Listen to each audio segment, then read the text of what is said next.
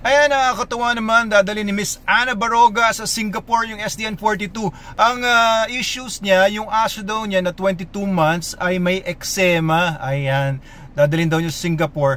Tapos sabi pa niya sa isang comment niya, meron daw chicken allergies. Tinatanong niya kung ano yung pinakamagandang SDN para sa dog niya.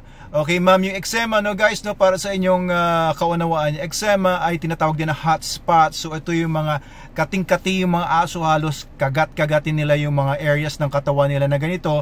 Usually mga moist areas yan, na it could be dahil sa naging hypersensitive siya, nakagat ng flea, o kaya may ibang ectoparasites or bacterial, or laging basa yung area na yon, for some reason ay na-infect pa ng na-infect. So yung eczema po, ma'am, bukod si SDN, magdala na rin po kayo sa Singapore ng Super Dog Soap, either yung pula or yung black or yung minty cool. Yan po yung pinaka the best para sa pagpapagaling ng may eczema or hot spots, ma'am. And kung may chicken allergies ngayong aso nyo, meron po tayong SDN42 na beef. Yan po yung kunin po ninyo.